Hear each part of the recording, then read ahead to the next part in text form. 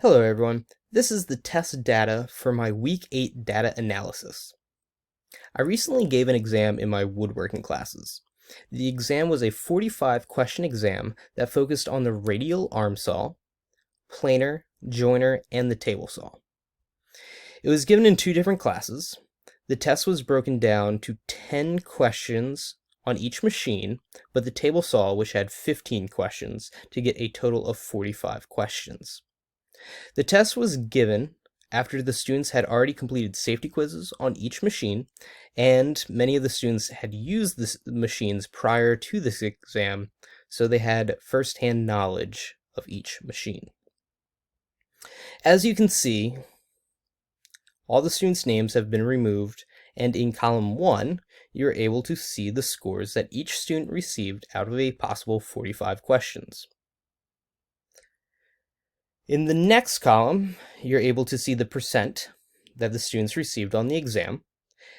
And you can see overall the test scores seem pretty well done with a few outliers. The student that received the 24% knew he was switching into a study hall and did not want to take the exam. The exam was broken down into 4 sections.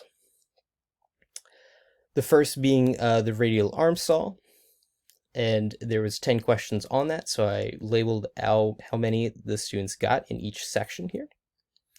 Same thing with the thickness planer, the joiner, and the table saw.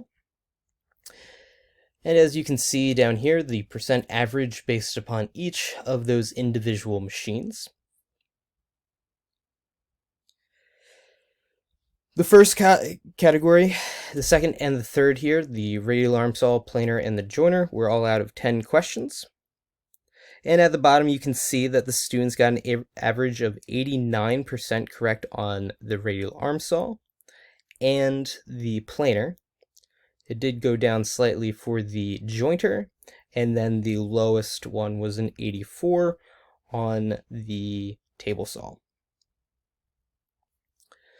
Now I broke it down so you could see the descending order of the percent that every single student received on the exam. You can tell that the majority of students got 100, and really, more than half of the students got an A, with only 2 students receiving a failing grade. Now I broke down the average of each class and then the total. So if you go over here,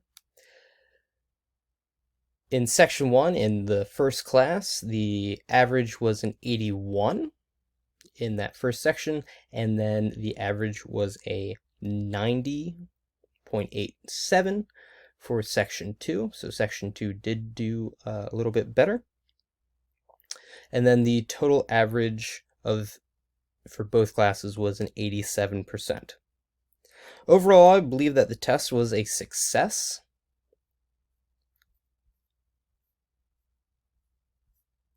And you can see the little chart here that explains all the students' grades based upon their score. Obviously, with the exception of only 2 students, everybody passed, and I believe that an 87% average is a success for this test. Thanks for watching.